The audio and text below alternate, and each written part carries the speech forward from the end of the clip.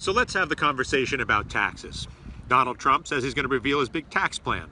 Of course, it comes with no real actual plan, but lots of fanfare, which is his number one speciality. In fact, he's so good at fanfare that he's now the president of the United States of America, which is saying something. The problem with the conversation we have in this country around taxes is this.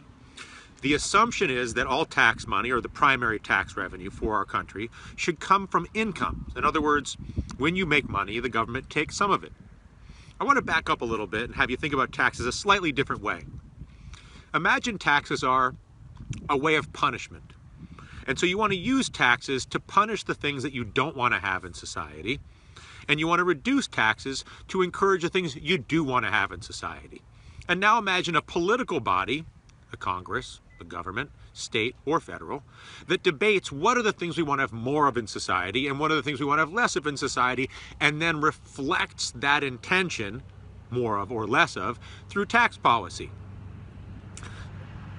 The most obvious thing here, I guess, is smoking, where we raise taxes on smoking in order to reduce smoking, which has proven very effective in places like New York City, or where you have no taxes for companies that are investing in creating small businesses in rural communities. So those would be sort of the more obvious examples of the use of taxes in that way.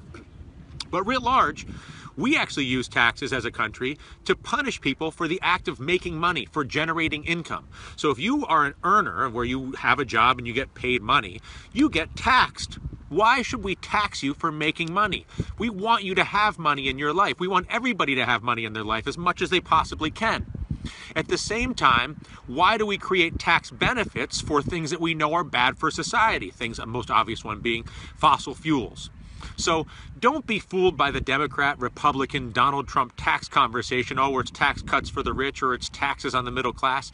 The whole idea of taxing income across the board is entirely misguided. Income is something that we want to encourage more of, and the political debate needs to be around taxing things we want less of, the most obvious one being things like fossil fuels. And then, of course, the tax revenue from taxing fossil fuels could be helped to support people from, for instance, the coal industry, who are naturally going to be affected by the transition and for whom we must, as a country, have some understanding and compassion. But again, taxes are a punishment or they are an encouragement depending on how they're used, as opposed to deciding whether we should tax people who make a lot of money or a little bit of money. Why are we taxing anybody for making money? Let's tax the things we don't want. Let's not tax the things we do want. Don't get your hopes up. I'm not expecting anybody in the Democratic or Republican Party to get on board with this, but it's just a way to think about taxes that you might even be able to apply in your own small town, at least to start with, as opposed to getting bought into the false debate about who should pay the most taxes out of their income,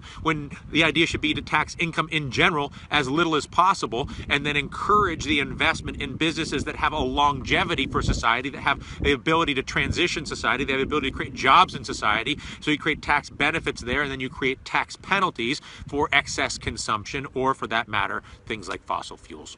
Taxes are a punishment. They're not a way to collect money.